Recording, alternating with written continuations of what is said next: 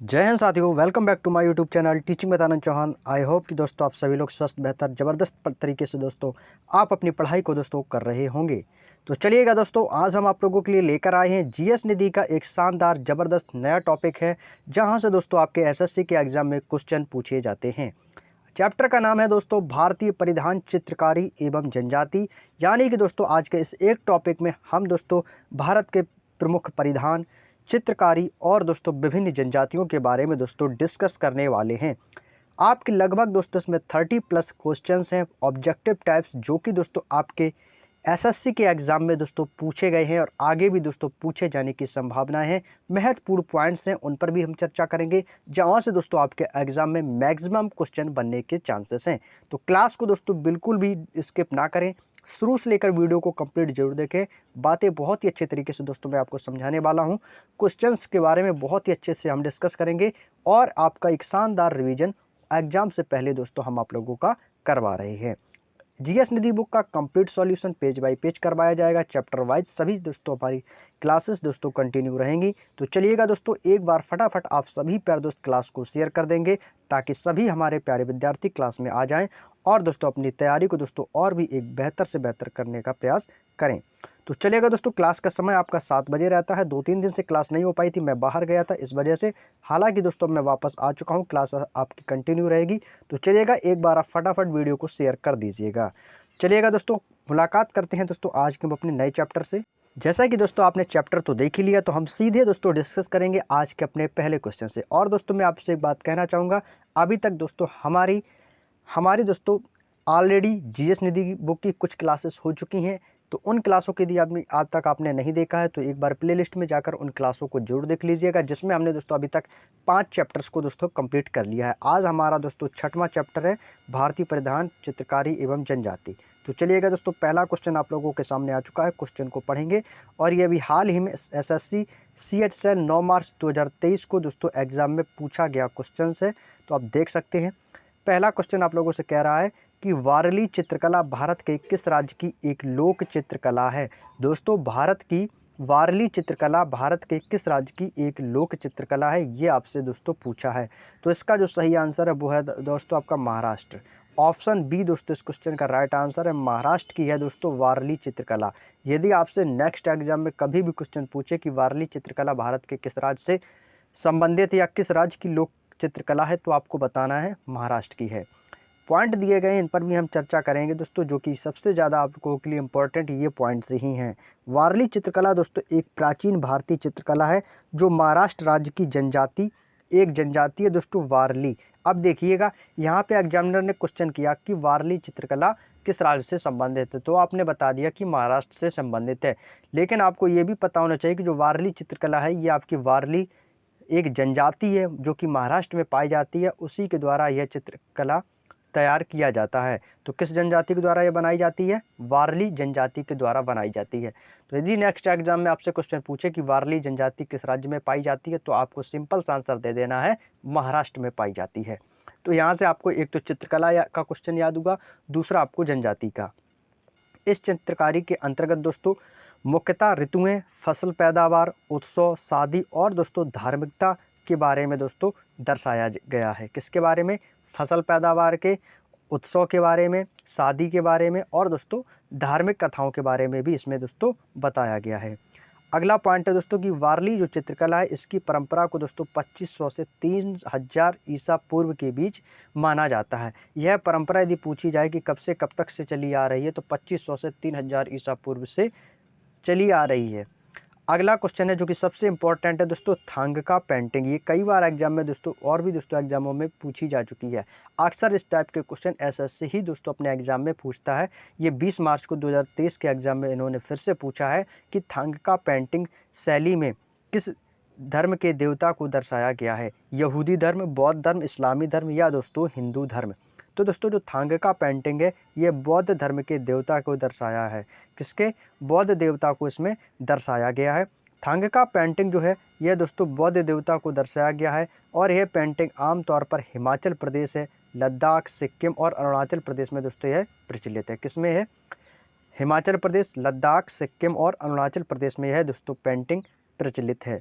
Thangka painting की यदि हम बात करें तो दोस्तों यह बड़े पैमानों में प्रार्थनाओं एवं मुद्रित संस्करणों और पोस्टर आकारों में सजाने के लिए यह पेंटिंग प्रयोग की जाती है। अगला क्वेश्चन दोस्तों, यह वेरी इंपॉर्टेंट पॉइंट लगा लीजिएगा। क्वेश्चन नंबर 3, मधुबनी चित्रकला बहुत बार एग्जाम में दोस्तों पूछी गई है। यह आपके सभी एग्जामों में पूछी जाती है कि मधुबनी चित्रकला शैली की उत्पत्ति किस राज्य से हुई है या मधुबनी चित्रकला किस राज्य से संबंधित है। तो आपका आंसर हो जाएगा दोस्तों, ये बिहार राज्य से संबंधित है। ये देखिए अभी हाल ही में 2023 के भी एग्जाम में पूछा था 15 मार्च को, जो CHSL का पेपर हुआ है 2023 में, उसमें दोस्तों यह क्वेश्चन आया था कि मधुबनी चित्रकला शैली की उत्पत्ति किस राज्य से हुई है। तो आपको बताना है बिहार से। बिहार से दोस्तों याद आया कि बिहार में दोस्तों एक गांव पड़ता है जितवारपुर। कौन सा दोस्तों? जितवारपुर गांव, जो कि मधुबनी जिले का एक प्रमुख केंद्र है, जितवारपुर, याद रखेंगे। अगला पॉइंट है कि वर्तमान में चित्रकारों द्वारा यह चित्रकला कैनवास, दीवार व हस्त निर्मित कागज पर यह चित्रकला बनाई जाती है। किस पर दोस्तों? जो मधुबनी चित्रकला है यह आपकी जो कैनवास दीवालों पर और जो हाथों से निर्मित कागज होते हैं उन पर दोस्तों यह बनाई जाती है। मधुबनी जो चित्रकला है यह अधिकतर प्राचीन महाकाव्यों से प्राकृतिक दृश्यों अथवा देवताओं के साथ पुरुषों और उनके सहयोग को दोस्तों यह दर्शाती है। जो मधुबनी चित्रकला है यह देवताओं के साथ पुरुषों के सहयोग को दोस्तों दर्शाती है। नेक्स्ट अगला है दोस्तों चौथा प्रश्न कि निम्नलिखित में से कौन सी केरल राज्य की पारंपरिक लोक कला है। दोस्तों केरल राज्य की पारंपरिक लोक कला के बारे में आपसे पूछा है MTS 10 अक्टूबर 2021 के एग्जाम में। तो याद रखिएगा दोस्तों, यह है दोस्तों मारगोम कली। कौन है दोस्तों? मारगोम कली है। यह केरल राज्य की एक पारंपरिक लोक कला है। मारगोम कली सीरियाई ईसाइयों के द्वारा की जाने वाली एक अनुष्ठान लोक कला है। इसमें एक दर्जन का मतलब समझ रहे हो ना आप, 12 लोग।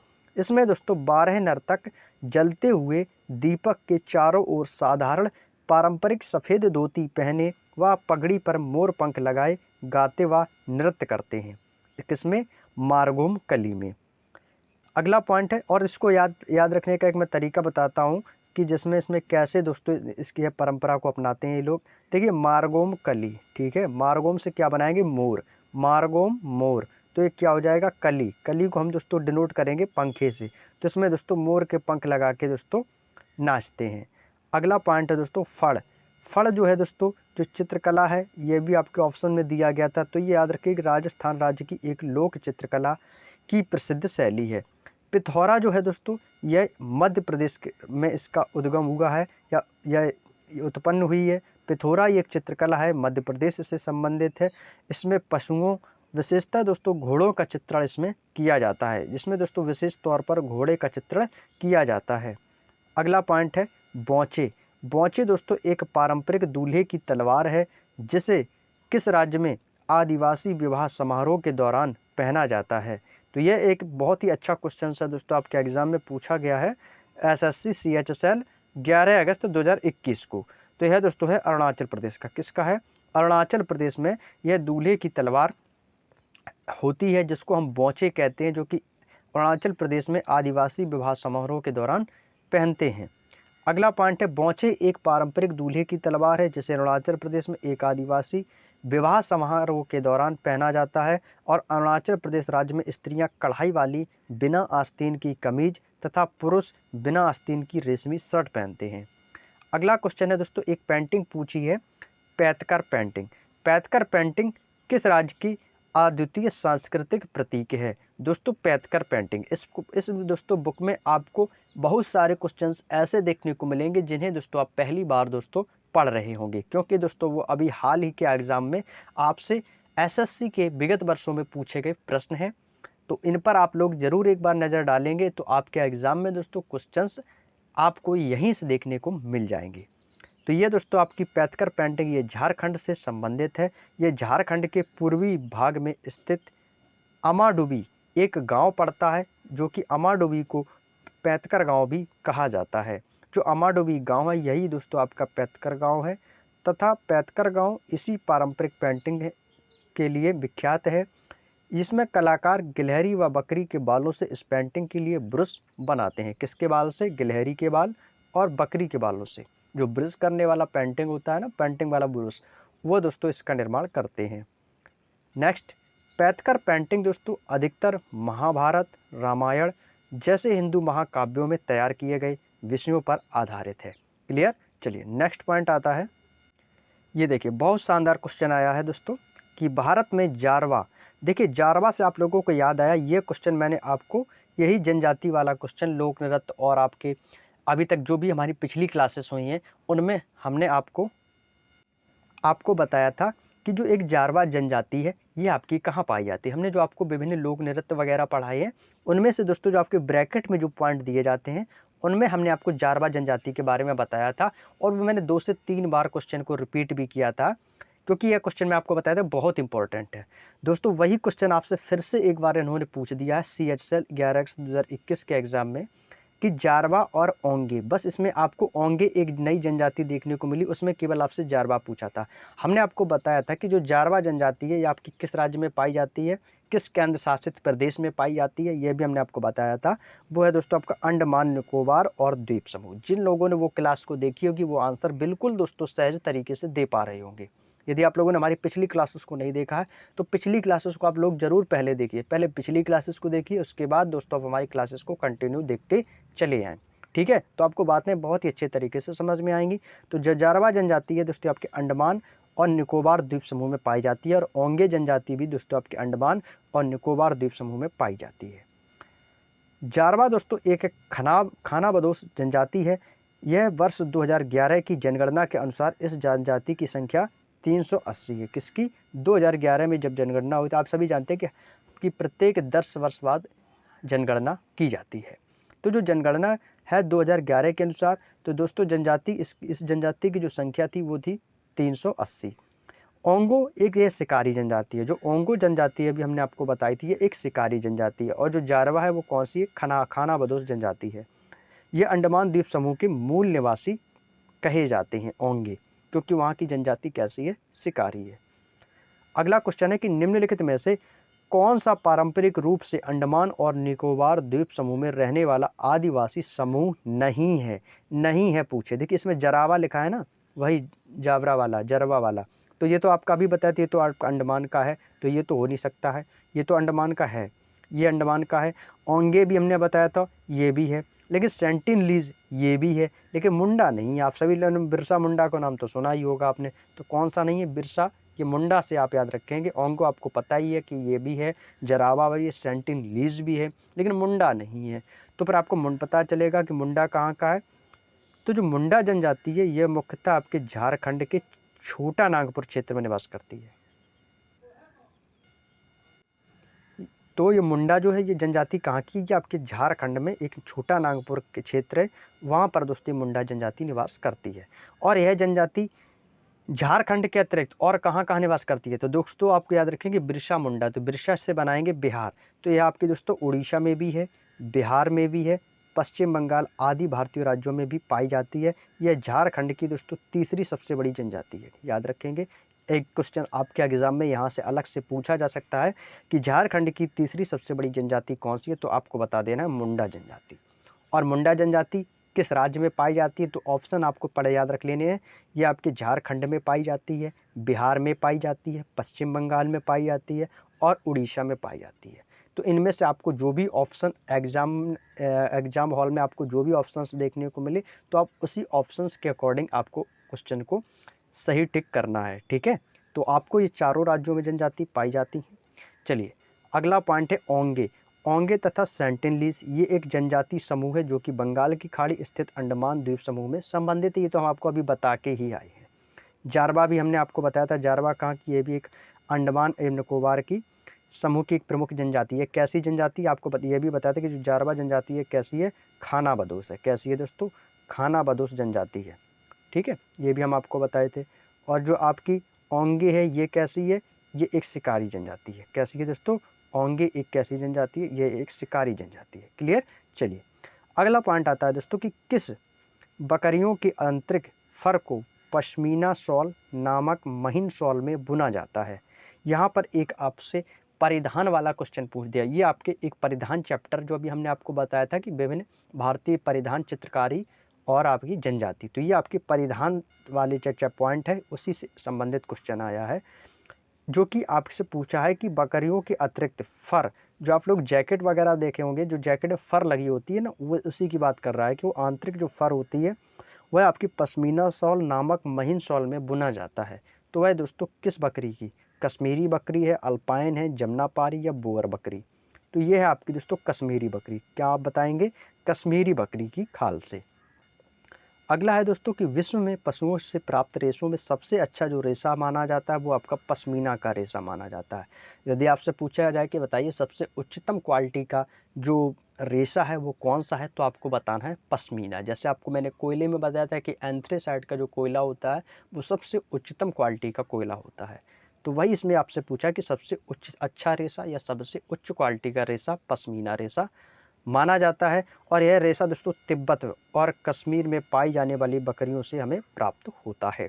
जो तिब्बत का क्षेत्र है, कश्मीर का क्षेत्र है, वहाँ पर जो बकरियाँ पाई जाती हैं वहाँ से दोस्तों यह हमें पश्मीना रेशा प्राप्त होता है, जो कि सबसे अच्छा माना जाता है। चलिए अगला पॉइंट।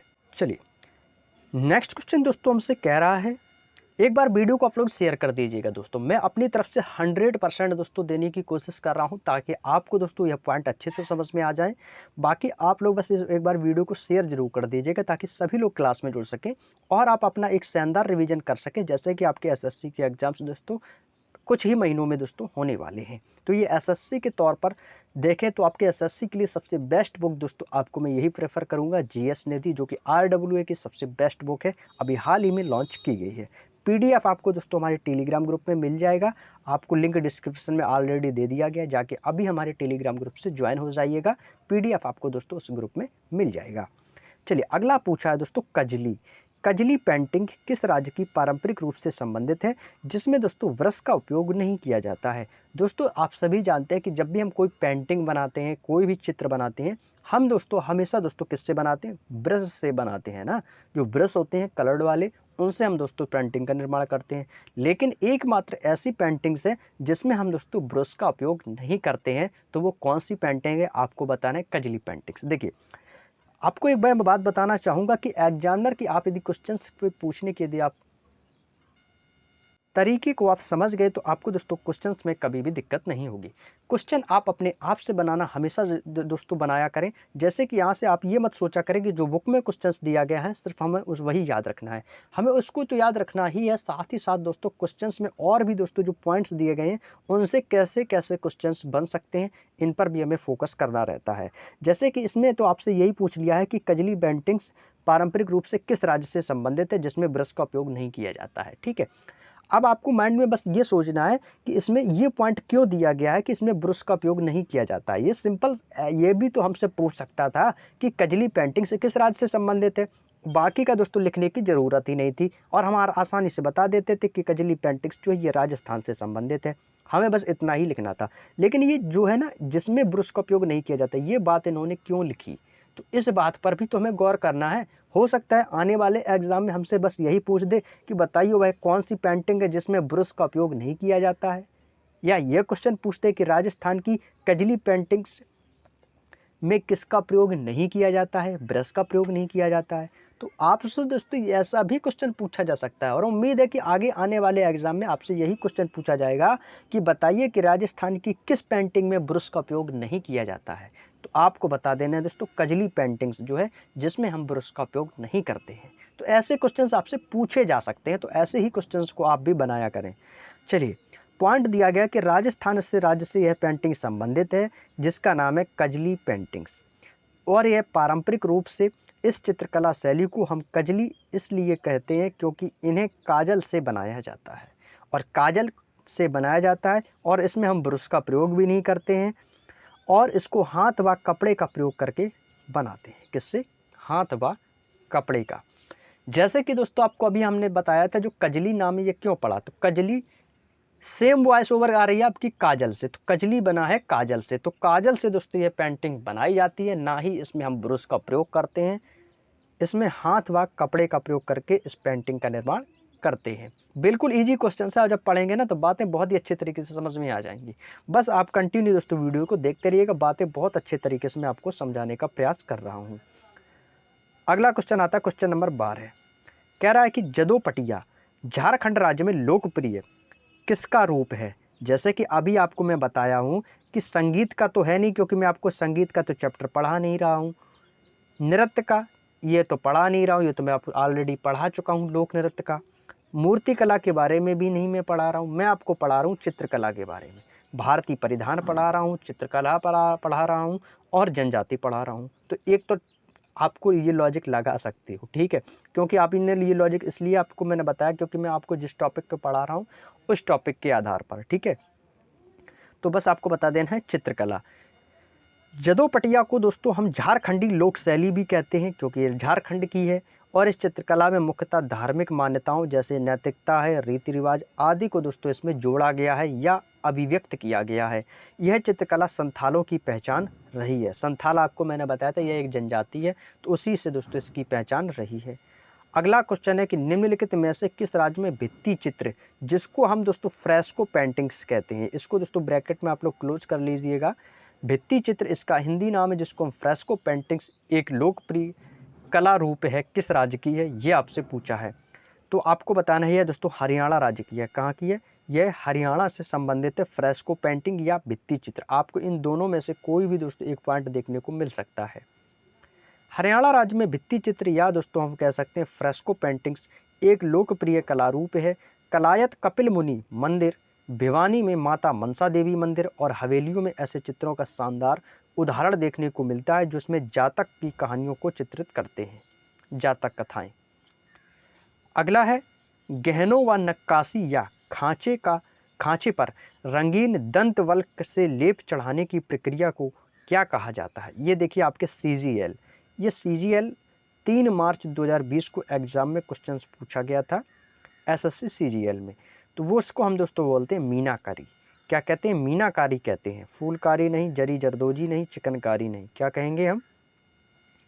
मीनाकारी कहते हैं, जिसमें गहने, नक्काशी या खांचे पर रंगीन दंतवल्क से लेप होता है, उसको हम बोलते हैं मीनाकारी। पॉइंट दिया गया कि मीनाकारी कार्य का सबसे अधिक जो है उपयोग वो हम राजस्थान के जयपुर क्षेत्र पर किया जाता है। जयपुर क्षेत्र में किया जाता है और जयपुर में मीनाकारी कला की महाराजा मान सिंह प्रथम द्वारा ये लाहौर से लाई गई थी। लाहौर जो कि अब पाकिस्तान में है। तो यह कलाकारी कहाँ से लाई गई थी? मीनाकारी यह आपकी लाहौर से लाई गई थी महाराजा मान सिंह प्रथम के द्वारा। नेक्स्ट अगला क्वेश्चन है क्वेश्चन नंबर 15। इसको लगाएंगे सभी प्यारे दोस्त इम्पोर्टेंट। यह एक इम्पोर्टेंट क्वेश्चन रहेगा आप लोगों के लिए। मेखला चादर, कभी कभी एग्जाम में मेखला चादर भी हमें देखने को मिलता है। मेखला चादर किस राज्य की एक पारंपरिक पोशाक है? इज द बेस्ट क्वेश्चन है आपके आने वाले एग्जाम के लिए। तो याद रखिएगा मेखला चादर ये आपके असम की है। कहाँ की है दोस्तों? असम राज्य की है। और ये इसको मेखला चादर भी कहते हैं। देखिए अभी हमने आपको बताया था मेखला चादर या दोस्तों मेखला चादर, जिसमें देखिए ये देखो पॉइंट दिया भी गया है ब्रैकेट में, मेखला चादर भी हम इसको कहते हैं। तो मेखला चादर किस राज्य से संबंधित है, या ऐसे भी क्वेश्चन पूछा जाता है कि मेखला चादर किस राज्य की पोशाक है। ये आपके परिधान जो है ना, परिधान का मतलब होता है पोशाक, विभिन्न राज्यों के पहनावे, विभिन्न राज्यों के वस्त्र, कि किस राज्य में कौन से वस्त्र पहने जाते हैं, परिधान का अर्थ ये होता है। तो मेखला चादर ये असम राज्य की एक पारंपरिक पोशाक है। यह असम की दोस्तों महिलाओं के द्वारा यह पहनावा पहना जाता है। और मेखला जो होती है वो आपकी कमर से नीचे की ओर लिपटा हुआ एक बेलनाकार कपड़े का टुकड़ा होता है, जबकि जो चादर होती है वो लंबे कपड़े का टुकड़ा होता है, जिसको पीठ और छाती पर लपेटा जाता है। पारंपरिक मेखला चादर कपास, मुगा पैंट, सिल्क और एरी सिल्क से बना होता है। नेक्स्ट आता है दोस्तों चेंचस, एक अनुसूचित जनजाति होती है जो भारत के किस राज्य से संबंधित है, ये आपसे पूछा है। तो याद रखिएगा ये आपकी तेलंगाना से संबंधित है। किससे है? यह आपके तेलंगाना राज्य से संबंधित है चेंचस। चेंचस अनुसूचित जनजाति भारत के तेलंगाना के साथ साथ यह आपके उड़ीसा, आंध्र प्रदेश और कर्नाटक जैसे राज्यों में भी पाई जाती है। और यहाँ की जो जाति है चेंचस, यही लोग बोलते हैं चैंचू भाषा। आप लोगों ने पढ़ा होगा कि चैंचू भाषा किस लोग के बोलते हैं, किस देश के किस राज्य के लोग बोलते हैं, तो वो है दोस्तों तेलंगाना। और यह आप सभी जानते हैं दक्षिण भारत है, तो ये आपके द्रविड़ भाषा परिवार के सदस्य यानी कि द्रविड़ शैली में आते हैं। दक्षिण भारत में जो भी मंदिर बने हैं वो किस शैली में बने हुए हैं? द्रविड़ शैली में बने हुए हैं। तो तेलंगाना, उड़ीसा और आंध्र प्रदेश, कर्नाटक, इन 4 राज्यों में दोस्तों चेंचस जाति पाई जाती है। और वहाँ के चेंचस जनजाति के लोग कौन सी भाषा बोलते हैं? चैंचू भाषा बोलते हैं। अगला क्वेश्चन है दोस्तों, नईसी अप्तानी तथा बोकर भाषाएं। देखिए मैंने आपको बताया था अप्तानी एक भाषा है, ये मैंने आपको बताया था, जो कि अरुणाचल प्रदेश का मैंने बताया था। ये आपको मैंने पिछली क्लास में बताया था, ये अरुणाचल प्रदेश की है और ये एसएससी सीपीयू एग्जाम 24 नवंबर 2020 को पूछा गया क्वेश्चन है। नईसी अप्तानी तथा बोकर भाषाएं व्यापक रूप से किस क्षेत्र में बोली जाती है? तो ये अरुणाचल प्रदेश में बोली जाती हैं। नईसी अप्तानी तथा बोकर भाषाएं व्यापक रूप से अरुणाचल प्रदेश में बोली जाती हैं। बोनिशी, गैलो तथा टैगनी जैसी अन्य भाषाएं भी अरुणाचल प्रदेश में बोली जाती हैं। मीजो, मीजो तो आप सभी को पता है, मीजो से क्या बनेगा? मिजोरम। और अंग्रेजी भाषा भी ये मिजोरम की प्रमुख आधिकारिक भाषा है। कोन्याक, कोन्याक दोस्तों ये आपके कहाँ की है? ये आपकी नागालैंड की है। कोन्याक कहाँ की है? ये नागालैंड की सबसे अधिक बोली जाने वाली भाषा है। तो ये क्वेश्चन आप लोगों के लिए एक इंपॉर्टेंट पॉइंट बन सकता है कि बताइए नागालैंड में सबसे अधिक बोली कौन सी बोली जाती है? तो वो कौन सी बोली है? कोन्याक बोली। अगला क्वेश्चन पूछा है कि प्रसिद्ध भारतीय चित्रकारी मकबूल फ़िदा हुसैन, कौन दोस्तों प्रमुख भारतीय चित्रकार थे? मकबूल फ़िदा हुसैन। यह अपने चित्रों में जीवंत तथा स्वतंत्र भाव का प्रदर्शन करने के लिए मुख्य रूप से निम्न में से किस पशु का प्रयोग करते थे? सीजीएल 3 मार्च 2020 को पूछा हुआ क्वेश्चन है। तो याद रखेंगे इस दोस्तों, घोड़े का प्रयोग करते थे। किसका? घोड़े का प्रयोग करते थे। नेक्स्ट पॉइंट है, भारतीय चित्रकार मकबूल फ़िदा हुसैन 20वीं शताब्दी के प्रसिद्ध कलाकारों में से एक हैं। इन्हें 1973 में पद्म भूषण तथा वर्ष 1991 में सरकार के द्वारा पद्म विभूषण से भी इन्हें सम्मानित किया गया है।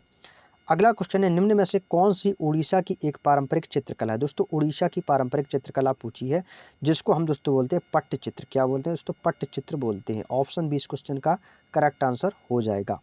पट्टचित्र उड़ीसा की एक पारंपरिक चित्रकला है। याद रखिएगा, क्वेश्चन पूछा जा सकता है आपसे आने वाले एग्जामों में कि पट्टचित्र किस राज्य की पारंपरिक चित्रकला है, तो आपको बता देना उड़ीसा की है। यह संस्कृति से विकसित हुई कला है और यह पट्टचित्र का अर्थ होता है पट्ट। आप सभी लोगों ने हिंदी में पर्यायवाची तो पढ़े ही होंगे। वस्त्र का पर्यायवाची क्या होता है? हम आप बोलते हैं पट, वसन बोलते हैं ना। तो पट जो है ना, पट से पट का अर्थ होता है दोस्तों, सिंपल सा अर्थ होता है पट को हम दोस्तों बोलते हैं वस्त्र। क्या बोलते हैं? वस्त्र, यानी कि कपड़े। तो ये कपड़े के एक टुकड़े पर चित्रित किया एक चित्र है, जिसको हम पट्टचित्र कहते हैं और ये मुख्यतः हिंदू पौराणिक कथाओं पर आधारित आइकन पेंटिंग है। कौन सी है? आइकन पेंटिंग है। तभी हम दोस्तों इसको पट्टचित्र कहते हैं। पट मीन्स होता है कपड़ा, यानी कि वस्त्र। ये पेंटिंग वस्त्र पर बनाई जाती है। निम्न में से किस जनजाति का संबंध सिक्किम से है? यानी सिक्किम की जनजाति पूछी है। तो चैंचू तो आपकी कहाँ की है? तेलंगाना की है। ये तो वह भी हम आपको बता चुके थे। गोंडा आपकी दोस्तों मध्य प्रदेश वाले क्षेत्रों में पाई जाती है। और आपकी जो जनजाति है सिक्किम की, वो आपकी भूटिया। कौन सी है दोस्तों? भूटिया जनजाति है। आपको बता भी चुका हूँ पिछली क्लासों में। ये आपके सीपीओ ने 9 अक्टूबर 2019 को दोस्तों एग्जाम में क्वेश्चन को पूछा है।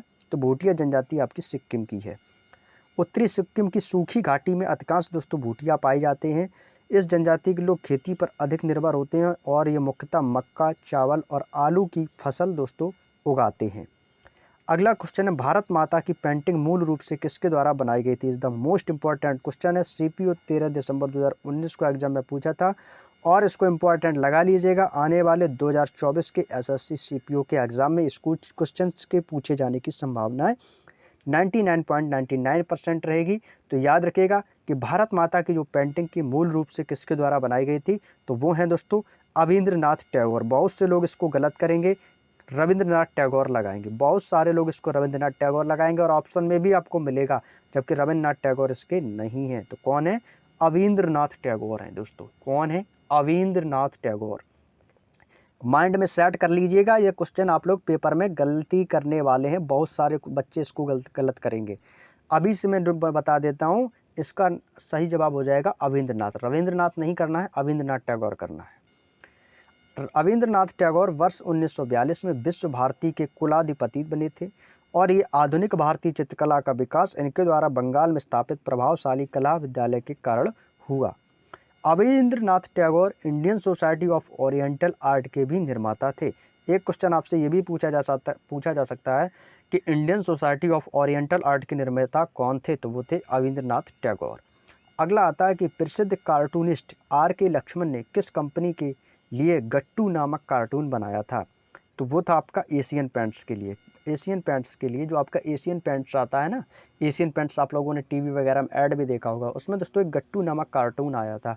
वो किसने बनाया था? वो आर.के. लक्ष्मण ने ही उसका दोस्तों उस कंपनी को के लिए उस कार्टून का निर्माण किया था। चलिए नेक्स्ट पॉइंट आता है दोस्तों कि प्रसिद्ध कार्टूनिस्ट आर के लक्ष्मण, रासीपुरम कृष्ण स्वामी अय्यर लक्ष्मण इनका दोस्तों पूरा नाम है आर के लक्ष्मण का। इन्होंने गट्टू नामक कार्टून एशियन पेंट्स के लिए बनाया था। यस यू सेंड इट व कॉमन मैन अपने कार्टून के लिए विख्यात हैं। इनके कार्टून मिस्टर एंड मिसेज जैसी हिंदी फिल्मों में दिखाई देते हैं। अगला क्वेश्चन है दोस्तों जो कि आपके एसएससी सीपीयू 9 दिसंबर 2019 को एग्जाम में पूछा गया क्वेश्चन है कि वस्त्रों पर बाघ शैली की छपाई किस राज्य से संबंधित है। वस्त्रों पर एक बाघ शैली है, उसकी छपाई किस राज्य में की जाती है, तो वो है आपकी दोस्तों मध्य प्रदेश। मध्य प्रदेश राज्य में इसकी छपाई की जाती है, जो कि वस्त्रों पर इसकी छपाई होती है बाघ शैली की। बाघ छपाई मध्य प्रदेश के बागधार जिले में आरंभ होने वाला एक पारंपरिक भारतीय हस्तशिल्प है, जो कि रंगाई और छपाई के प्रयोग किए जाने वाले रंग, फूलों तथा बीजों से निकाले जाते हैं। अगला पॉइंट है दमयंती चित्र। दमयंती चित्र किसके द्वारा बनाया गया था, तो याद रखेंगे यह बहुत ही इंपॉर्टेंट क्वेश्चन, राजा रवि वर्मा। राजा रवि वर्मा के द्वारा इसको बनाया गया था, इंपॉर्टेंट लगा लेंगे। एमटीएस 13 अगस्त 2019 को पूछा गया क्वेश्चन है कि दमयंती चित्र का निर्माण किसके द्वारा किया गया था, राजा रवि वर्मा के द्वारा। आपको ये भी बता दें कि राजा रवि वर्मा एक प्रसिद्ध कलाकार और चित्रकार भी थे। इन्हें ही केसर ए हिंद स्वर्ण पदक से सम्मानित किया गया और इन्हें शकुंतला नायर महिला तथा ए लेडी प्लेइंग स्वारवर्ट इनकी दोस्तों कुछ प्रमुख रचनाएं भी हैं। अगला है दोस्तों पैठानी। पैठानी महाराष्ट्र की एक प्रमुख शैली है, जिसकी जो छपाई है, रंगाई बुनाई जो भी की जाती है वो किस पर होती है, तो याद रखेंगे ये आपकी कपड़ा बुनाई पर आधारित है। नृत्य होगा नहीं, कृषि होगा नहीं, शास्त्रीय संगीत होगा नहीं, तो किस पर है दोस्तों, कपड़े बुनाई के लिए। आपके परिधान का एक क्वेश्चन से जो कि सीपीयू 15 मार्च 2019 में पूछा गया क्वेश्चन है। पैठानी साड़ी की, पैठानी जो है दोस्तों यह एक साड़ी की किस्म होती है। किसकी, यह एक साड़ी की एक किस्म होती है जिसका नाम होता है भारतीय राज्य महाराष्ट्र के पैठन शहर के नाम पर इसको दोस्तों पैठानी कहा गया है। और वर्तमान में जो पैठानी साड़ी का जो सबसे बड़ा उत्पादक है वो आपका महाराष्ट्र राज्य है, और महाराष्ट्र राज्य के नासिक में स्थित एक शहर है जिसका नाम है ये ओला। ये ओला नामक शहर है, वहाँ पर दोस्तों इसका निर्माण अधिक होता है। कसूती कढ़ाई के लिए निम्न में से किस राज्य को जीआई टैग दिया गया है। मोस्ट इंपॉर्टेंट लगा लेंगे इसको। जीआई टैग से तो एक क्वेश्चन आपके एग्जाम में पूछा जाना तय है। तो जो कसूती कढ़ाई है यह किस राज्य का जीआई टैग, किस राज्य को जीआई टैग मिला है, तो वो मिला है दोस्तों कर्नाटक राज्य को। किसको मिला है, कर्नाटक राज्य को कसूती कढ़ाई के लिए जीआई टैग दिया गया है। कसूती कढ़ाई के लिए कर्नाटक राज्य को जीआई टैग दिया गया है, और जीआई टैग उन उत्पादनों को दिया जाता है जिसमें एक विशिष्ट भौगोलिक मूल तथा उस मूल के कारण गुणों या प्रतिष्ठा के अधिकारी हैं। नेक्स्ट अगला क्वेश्चन है दोस्तों कि किस भारतीय राज्य में गमोचा एक सांस्कृतिक प्रतीक है। गमोचा किस राज्य का एक सांस्कृतिक प्रतीक है, तो याद रखिए वो आपको बताना है असम का है। कहाँ का है, असम राज्य का है। एसएससी सीजीएल 10 जून 2020 को एग्जाम में पूछा गया क्वेश्चन है। असम राज्य में गमोचा एक सांस्कृतिक प्रतीक होता है। यह कपड़े का एक सफ़ेद आयताकार टुकड़ा होता है जो पैट सिल्क से बनाया जाता है, और आम गमोचे सूती धागे से बने होते हैं, किंतु पारंपरिक रूप से इन्हें हम पैट सिल्क से ही बनाते हैं।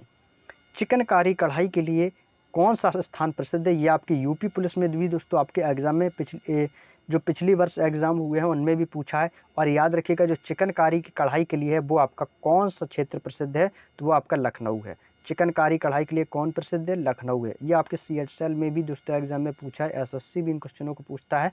और यह क्वेश्चन आपके यूपी जीके का एक शानदार इंपॉर्टेंट क्वेश्चन है कि चिकनकारी कढ़ाई के लिए यूपी का कौन सा क्षेत्र जो है दोस्तों सबसे प्रसिद्ध है, तो वो आपका लखनऊ है। लखनऊ किसके लिए है, चिकनकारी कढ़ाई के लिए।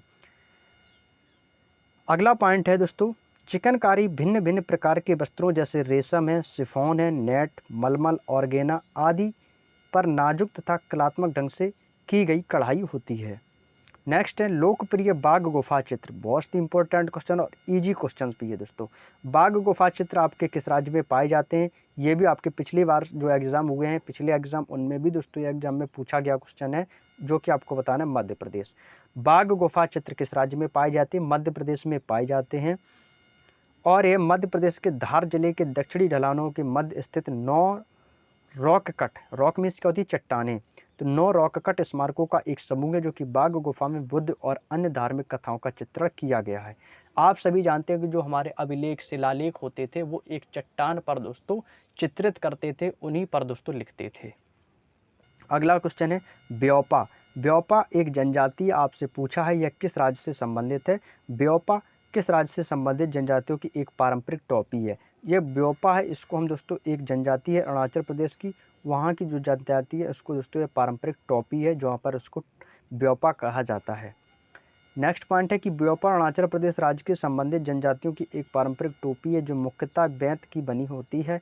यह युद्ध में सिर की रक्षा हेतु योद्धाओं के द्वारा पहनी जाती है। यह टोपी मुख्यतः न्यासी जनजाति के लोगों द्वारा पहनी जाती है। जो न्यासी जनजाति है, रिपीटेड क्वेश्चन है, जो कि अरुणाचल प्रदेश की है, वहाँ के लोग एक टोपी पहनते हैं जिसको हम ब्योपा कहते हैं, जो कि युद्ध के क्षेत्र में पहनी जाती है। क्लियर? चलिए नेक्स्ट, आज का हमारा सेकंड लास्ट क्वेश्चन है कि गुजरात व राजस्थान का एक वस्त्र कला है, कौन सी निम्नलिखित में से राजस्थान और गुजरात की एक वस्त्र कला है? ये दोनों राज्यों की है दोस्तों। ये CPO 16 मार्च 2019 को एग्जाम में पूछा गया क्वेश्चन है, तो वो है आपकी बंधनी। कौन है दोस्तों? बंधनी। बंधनी गुजरात राजस्थान की एक वस्त्र कला है। यह एक टाई और डाई प्रक्रिया है। टाई और डाई प्रक्रिया है जो प्रमुखतः रूप से गुजरात, राजस्थान और उत्तर प्रदेश के कुछ क्षेत्रों में प्रचलित है। इस विधि की शुरुआती संदर्भ सिंधु घाटी सभ्यता के अभिलेखों से मिलते हैं। आज का लास्ट क्वेश्चन न्यासी। न्यासी जनजाति अभी हम आपको बताए थे क्वेश्चन नंबर 30 में कि न्यासी यानी निसी जनजाति किस राज्य से संबंधित है? अरुणाचल प्रदेश से संबंधित है। कहाँ की? अरुणाचल प्रदेश से संबंधित है। और यहीं की जनजाति ब्योपा, जो पारंपरिक जो टोपी पहनते हैं, जो ब्योपा जिसको हम टोपी बोलते हैं, वो यही जनजाति के लोग पहनते हैं, न्यासी जनजाति के लोग। अभी क्वेश्चन नंबर 30 में मैंने आपको बताया था। क्लियर? तो ये देखिए, ये क्वेश्चन इंपॉर्टेंट है, यहाँ से क्वेश्चन बनना तय है। न्यासी जनजाति का संबंध अरुणाचल प्रदेश राज्य से है। इस जनजाति को डफला व बांगनी नाम से भी जानते हैं। ये चीनी तिब्बती परिवार के तिब्बती बर्मन भाषा में बोलते हैं। अरुणाचल प्रदेश में न्यासी समुदाय सबसे बड़ा जातीय समूह है। क्लियर? चलिए, यहाँ से दोस्तों आपके कुछ महत्वपूर्ण बिंदु दिए गए हैं जो कि आपको याद रखने हैं, कि जो कि एक तरफ आप देख रहे होंगे, एक तरफ लिखा है दोस्तों युद्ध कलाएं, यानी कि ये युद्ध कला हैं और ये उनसे संबंधित राज्य हैं कि कौन सी युद्ध कला किस राज्य से संबंधित है। बस आपको एक नज़र में इन पर डाल लेना, आपको ये चुटकियों में याद हो जाएंगे। जैसे कि पहला दिया गया दोस्तों कलारीपयट्टू, कौन सी है? कलारीपयट्टू ये दोस्तों आपके केरल राज्य से संबंधित एक युद्ध कला है। थांगटा, थांगटा कहाँ का है दोस्तों? मणिपुर का है, मैं आपको बता भी चुका हूँ। सिलम्बम, सिलम्बम कहाँ का है दोस्तों? तमिलनाडु का है। परिखंडा, परिखंडा एक युद्ध कला है जो कि बिहार राज्य से संबंधित है। कहाँ से संबंधित? बिहार राज्य से। नेक्स्ट है दोस्तों मर्दानी खेल। मर्दानी खेल किस राज्य से संबंधित है? महाराष्ट्र से है। लाठी कहाँ से है? पंजाब और बंगाल से है। सरता सरक ये आपका मणिपुर से है। और चेबी गदगा, चेबी गदगा ये आपका मणिपुर से संबंधित युद्ध कला है। क्लियर? चलिए, तो यहाँ तक की बातें आपको समझ में आ चुकी होंगी। तो ये चैप्टर आपका दोस्तों पूरी तरीके से एक कंप्लीट हो गया है, जो आपकी GS नदी का 6वां टॉपिक था, भारतीय परिधान, चित्रकारी और प्रमुख जनजाति। ये चैप्टर दोस्तों आपका पूरी तरीके से कंप्लीट हो गया है। तो आज की जो क्लास है, आज की इसकी क्लास में हमने दोस्तों इस चैप्टर को दोस्तों पूरी तरीके से कंप्लीट कर लिया है। अगली जो चैप्टर होगा, अगला जो भी हमारा जो भी टॉपिक होगा, उसे हम दोस्तों नेक्स्ट क्लास में पढ़ेंगे। तो इस चैप्टर को आप लोग तैयार करके आएंगे। हमारा दोस्तों 7वां चैप्टर रहेगा प्रमुख मठ, मंदिर और स्मारक, जो कि SSC के एग्ज़ाम का आने वाला सबसे दोस्तों मैक्सिमम क्वेश्चन इस चैप्टर से भी आपके पूछे जाते हैं। आप किसी भी एग्ज़ाम की प्रिपरेशन कर रहे हैं तो यहाँ से SSC के एग्ज़ाम में एक क्वेश्चन पूछा जाना तय रहता है, प्रमुख मठ एवं मंदिर और स्मारक। तो इस टॉपिक को आप लोग पढ़ के आएंगे और कल की क्लास में मिलते हैं हम आप लोगों को शाम को 7 बजे बहुत ही शानदार, इम्पॉर्टेंट और विगत वर्षों में पूछे गए प्रश्नों के साथ में। तो चलिएगा, आप लोगों को क्लास कैसी लगी तो एक बार कमेंट बॉक्स में हमें ज़रूर बता दीजिएगा। और आप लोगों को यदि क्लास अच्छी लगी हो तो कमेंट बॉक्स में ज़रूर आप हमें बताएं। और वीडियो यदि अच्छा लगा हो तो प्लीज़ एक बार आप वीडियो को ज़रूर लाइक कर दीजिएगा, शेयर कर दीजिएगा अपने सभी दोस्तों में, ताकि हमें भी दोस्तों एक अंदर से मोटिवेशन मिले कि हाँ, मैं आप लोगों के लिए कुछ बेहतर करने का प्रयास कर पा रहा हूँ। तो चलिएगा दोस्तों, और आप लोगों को जो भी PDF वगैरह चाहिए तो आप हमारे टेलीग्राम ग्रुप से ज्वाइन हो जाइए। टेलीग्राम ग्रुप में आपको PDF मिल जाएगा। तो कल की क्लास में ज़रूर जुड़ना ना भूलें। शाम को 7 बजे हमारा जो चैप्टर है प्रमुख मठ एवं मंदिर, इसको रिपीट करके आएंगे, रिवीजन करके आएंगे, ताकि आप इन क्वेश्चनों का एक शानदार क्लास में जवाब दे सकें। तो चलिएगा दोस्तों, मिलते हैं नेक्स्ट वीडियो में, तब तक के लिए जय हिंद, जय भारत।